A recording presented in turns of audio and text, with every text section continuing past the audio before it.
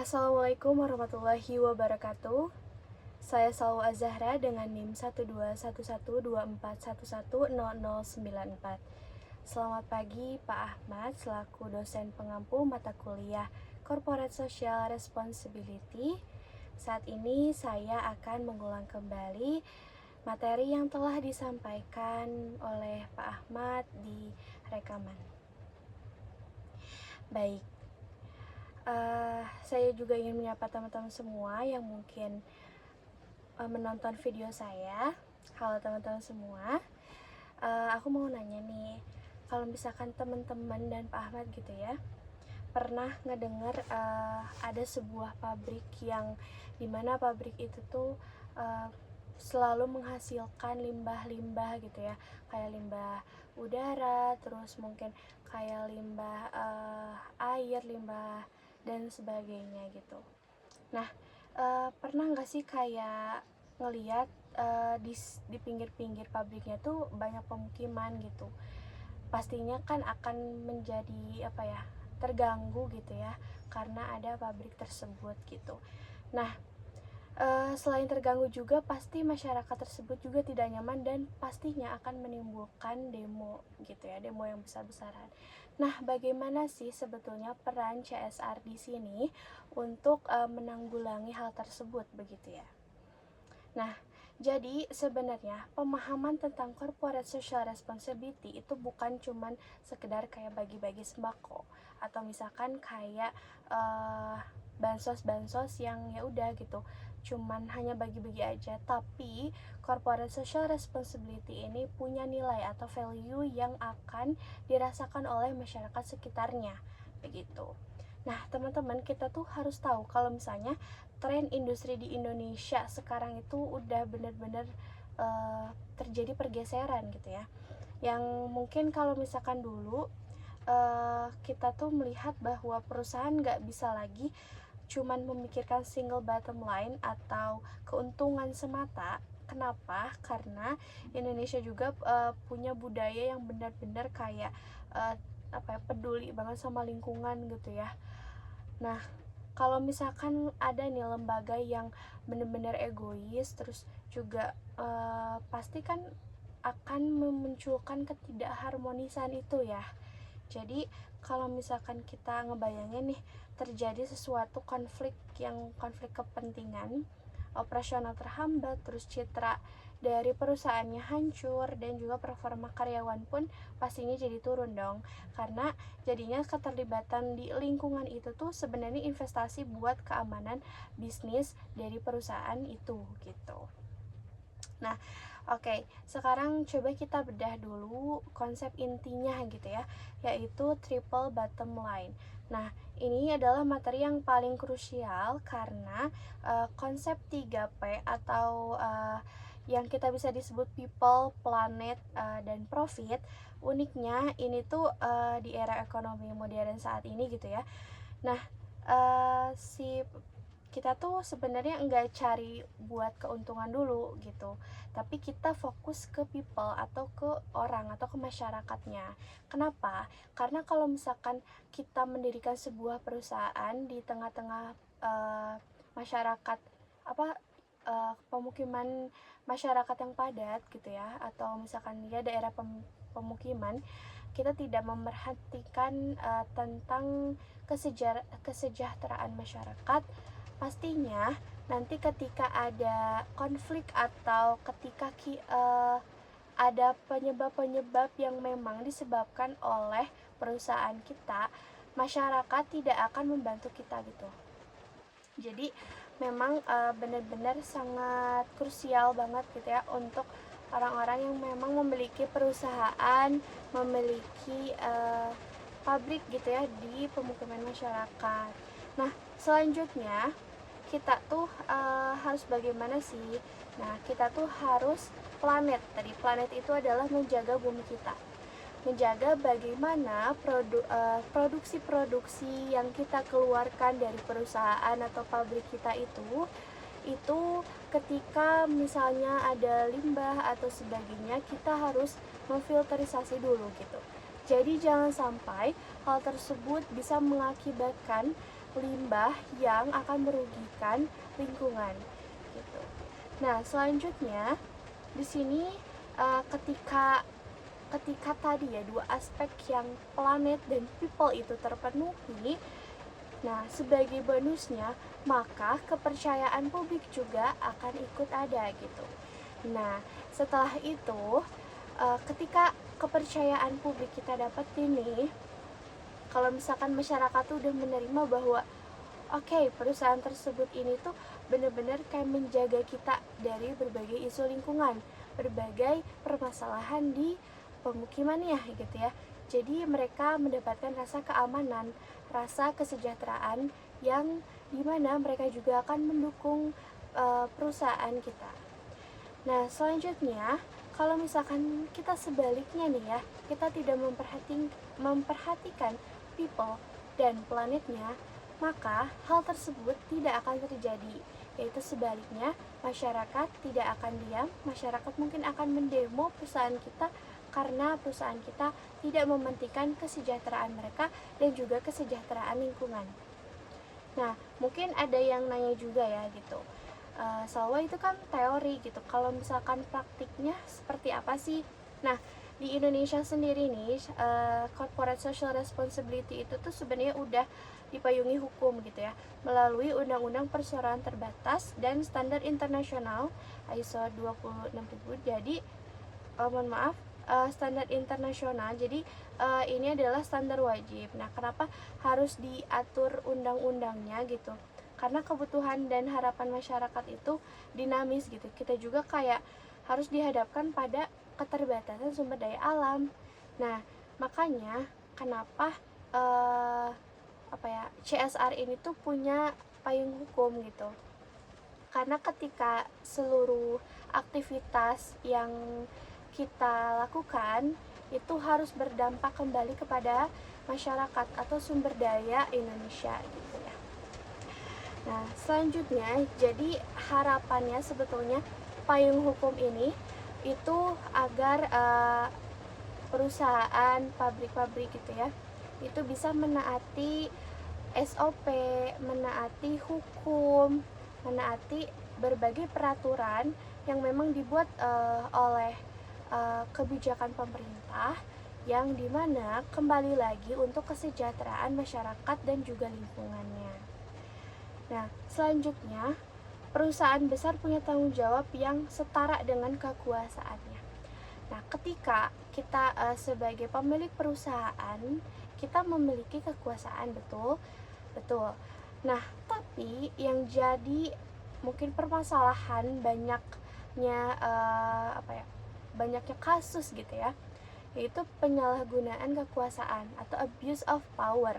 Abuse of power ini tuh nggak sebenarnya kayak harus ada di dalam pemerintahan, tapi kita juga selaku pelaku ekonomi atau yang memiliki perusahaan, kita juga tidak boleh menyalahgunakan kekuasaan. Nah, mereka itu harus benar-benar memastikan bahwa apa yang dilakukan gitu ya sebagai mana pemilik perusahaan atau pelaku ekonomi itu harus mengerti secara efisien seperti apa yang harus dilakukan, kemudian memastikan bisnisnya juga berkelanjutan untuk masa depan generasi berikutnya begitu. Nah, dalam CSR ini tadi kan konsep intinya itu adalah triple bottom line, yang dimana materi yang paling krusial dan terdapat konsep 3P yang people, planet, dan profit gitu ya. Nah, single bottom line itu kan keuntungan semata. Baik, misalnya nih kita ambil kasus kalau ada perusahaan baru yang mau mendirikan misalnya perusahaan plastik gitu ya, perusahaan plastik. Tapi di daerah itu tuh benar-benar padat penduduk gitu. Nah, kita kan seharusnya bisa memikirkan bagaimana cara memproduksi dari limbah plastik tersebut, terus bagaimana dikelolanya juga gitu ya. Apakah limbah pabriknya itu akan dikelola menjadi mungkin seperti barang barang yang dapat dimanfaatkan, atau mungkin kita punya kegiatan-kegiatan dengan masyarakat sekitar gitu ya. Nah, itu kan contoh nyata bagaimana CSR hidup di lingkungan masyarakat sekitar. Begitu. Bagaimana sih perusahaan yang kita miliki, tadi mungkin perusahaan plastik gitu ya, itu dapat meningkatkan kesejahteraan masyarakat dan juga kesejahteraan lingkungan. Nah, tapi yang mungkin menjadi keegoisan kita sebagai pemilik perusahaan gitu ya, kita hanya memikirkan keuntungan tanpa kita memikirkan bagaimana sih dampak ke lingkungan sekitar gitu. Tadi juga bayangin ya kalau misalkan kayak oke nih, CSR ini nggak berlaku, CSR kita nggak jalanin, kita nggak akan pernah ketemu sama masyarakat, kita tidak akan pernah yang namanya kayak didukung gitu ya oleh masyarakat. Kalau misalkan ada apa-apa nih, mungkin kayak misalkan kita ada demo besar-besaran, terus mungkin kita ada kebakaran, masyarakat akan diam, masyarakat tidak akan membantu kita, karena kita juga tidak pernah membantu masyarakat dan menyejahterakan masyarakat itu sendiri. Nah, selanjutnya kalau misalkan kalau saya waktu itu di kelas Pak Ahmad bilang sebetulnya ada nih perusahaan yang memang CSR-nya sangat kuat gitu ya. Salah satunya adalah McDonald's gitu ya. Kenapa McDonald's sekarang ya saat ini gitu banyak yang mungkin karena memang perbedaan pandangan politik juga ya terkait genosida di Palestina. McDonald ini salah satu franchise yang memang tidak diboikot gitu ya, tidak dibeli lagi gitu ya, untuk beberapa orang yang memang sangat memperjuangkan Palestina gitu. Nah, tapi kenapa McDonald's ini tuh tidak pernah redup gitu meskipun McDonald's ini diboikot. Nah, salah satu alasannya itu adalah karena McDonald's itu dari dulu sudah menerapkan CSR, Corporate Social Responsibility. Kenapa? Karena satu project atau mungkin kayak satu program yang memang dimiliki oleh McDonald's itu adalah satu desa itu bergantung kepada McDonald's gitu, karena McDonald's ini yang benar-benar kayak menghidupi satu desa gitu. Jadi kalau misalkan McDonald's-nya mati, desanya pun mati gitu. Nah, maka dari itu McDonald's punya nilai atau value yang tetap mereka pertahankan. Maka dengan itu orang-orang yang memang sangat peduli dengan masyarakat lokal itu tidak akan pernah mematikan McDonald's gitu. Nah, berbeda halnya gitu ya dengan franchise-franchise lain kayak misalnya CFC atau KFC gitu dan sebagainya, mereka mulai meredup karena mungkin tidak punya CSR yang kuat seperti McDonald's begitu. Nah, selanjutnya untuk konsep 3P ini juga adalah isinya tuh people, planet, dan profit. Nah, uniknya saat ini tuh kalau misalkan kita melihat gitu ya, bahwa people, planet, dan profit, orang-orang pasti pengennya keuntungan, ya kan, yang tadi saya sebutkan gitu. Nah, jadi sebetulnya memang yang harus kita pikirkan sebagai pemilik perusahaan atau sebagai pemegang kekuasaan adalah menyejahterakan masyarakat sekitar terlebih dahulu dan juga dan juga menjaga lingkungan di sekitar. Nah, setelah itu kan seperti tadi ya yang McDonald's, orang-orang tuh bakal simpati gitu, orang-orang bakal terus mendukung dengan perusahaan kita gitu ya, dengan produk-produk kita, mereka masih membelinya gitu, mungkin dengan nilai value tadi gitu ya. Selanjutnya, untuk CSR ini tuh sangat menarik gitu ya, karena mungkin kalau misalkan sebagai pelaku usaha contohnya produsen gitu ya, kita ngomongin mungkin sedikit keluar dari topik. uh, kita melihat bahwa produsen ini tuh benar-benar otak di segala sektor gitu ya, bagaimana mereka memikirkan produksinya itu terus berlanjut, bagaimana keuangannya itu terus berputar, ekonominya itu terus berputar gitu. Makanya gimana caranya kita sebagai pemilik usaha atau produsen, kita memikirkan bahwa ide bisnis kita ini harus tetap berlanjut dan memiliki keberlanjutan dan juga memiliki kebermanfaatan untuk masyarakat sekitar. Nah, ketika kita sudah memiliki ide bisnis nih ya, kita sudah merancang ide bisnis dan apa aja sih yang mungkin memang kita bisa lakukan untuk corporate social responsibility.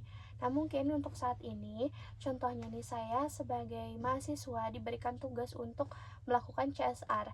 Nah, saya sendiri itu dan kelompok saya yang terdiri dari Fauzi, saya, Salwa Zahra, dan juga Dinda, kita ini memiliki project dan kita memiliki UMKM Ineffable Project. Nah, Ineffable ini tuh bergerak di sektor pakaian gitu ya. Jadi berbentuknya sebenarnya ada kaos, ada jersey, ada topi juga gitu. Dan kami sih melihatnya bahwa CSR ini tuh sangat penting. Kenapa? Karena mungkin kalau dari mahasiswa ilmu komunikasi, kita juga harus belajar bagaimana CSR itu terjadi. Mungkin saat ini kita membantu mereka dengan konten-konten yang kita miliki gitu ya, dengan bagaimana skill konten kita, bagaimana dengan skill desain kita, bagaimana dengan skill fotografi kita atau videografi kita. Dan itu sudah menunjukkan bahwa kemungkinan di masa depan gitu ya, kita akan memiliki nilai atau value untuk corporate social responsibility tersebut begitu. Nah, uniknya teman-teman, di CSR saat ini gitu ya, kalau kita ngomongin tentang berdampak berkelanjutan, ada beberapa yang memang menjadi sebuah tantangan kita di lapangan, terutama ketika kita berkomunikasi dengan pihak luar. Bagaimana tantangan-tantangan tersebut memang seharusnya kita bisa atasi gitu ya. Sebagai contoh, waktu kita ke Ineffable Project itu memang sudah disepakati bahwa kita akan melakukan kerjasama dan mereka juga setuju.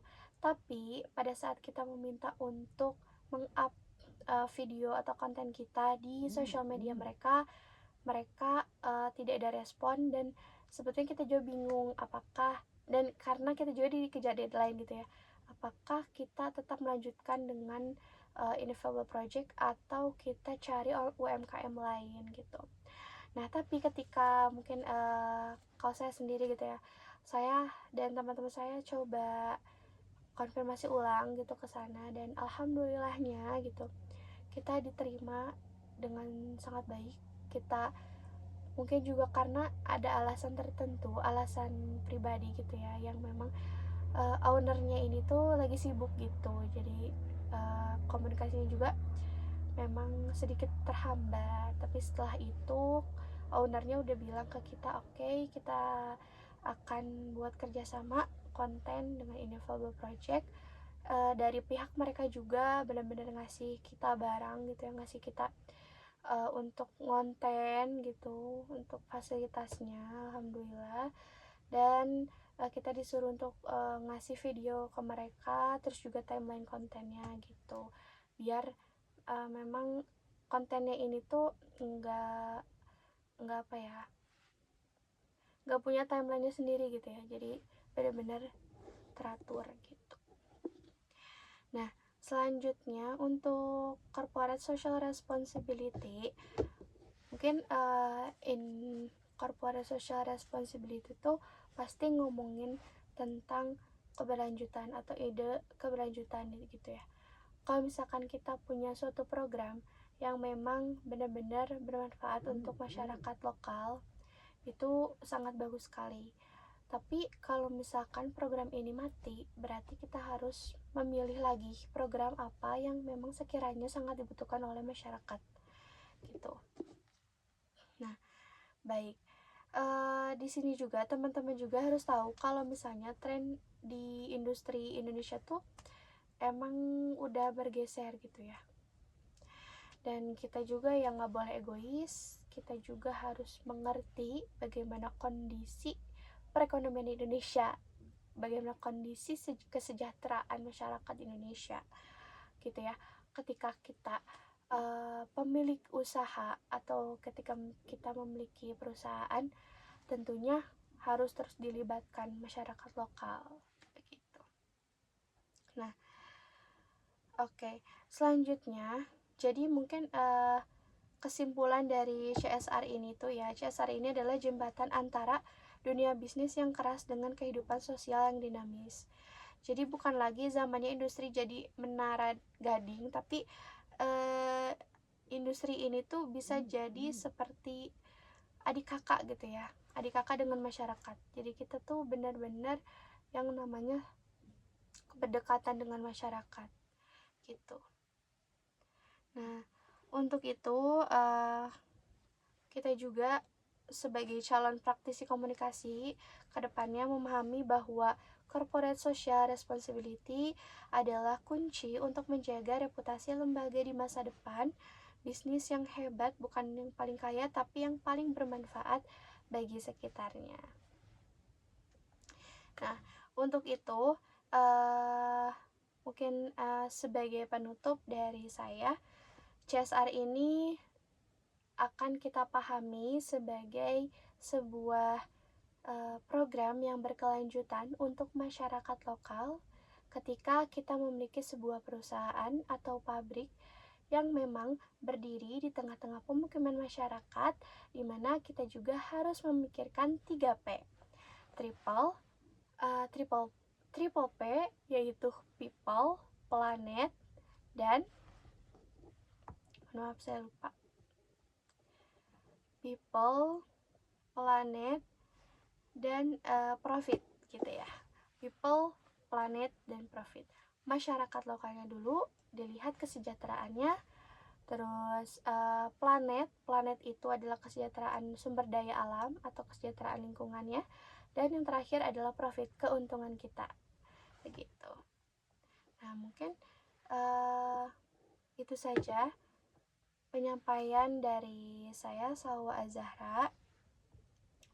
Karena kalau misalkan kita ngomongin tentang CSR itu nggak berkutik selalu itu aja program yang mungkin sembako aja, enggak, tapi bagaimana memang program ini tuh berkelanjutan gitu ya. Program ini tuh tidak akan pernah mati. Bahkan yang tadi bagus contohnya gitu ya, contohnya McDonald's gitu kan, mereka tidak pernah mati karena kalau misalkan mereka mati berarti satu desa juga akan mati gitu, karena perekonomian dari McDonald's gitu ya, atau enggak kayak Jarum gitu ya, kan mereka tuh bener-bener perekonomian masyarakat sekitarnya juga ikut maju gitu. Jadi perusahaan ikut maju, terus perekonomian juga ikut maju gitu. Ketika si perusahaan diserang, maka masyarakat juga akan sama-sama untuk berjuang gitu, untuk memperjuangkan suara dari perusahaan tersebut gitu. Bukan lagi masyarakat yang mendemo gitu ya, tapi masyarakat yang melindungi sebuah perusahaan karena perusahaan tadi sudah memikirkan kesejahteraan masyarakat lokalnya dan juga kesejahteraan lingkungannya begitu. Mungkin itu dari saya, Salwa Azahra. Mohon maaf apabila ada salah kata. Wassalamualaikum warahmatullahi wabarakatuh.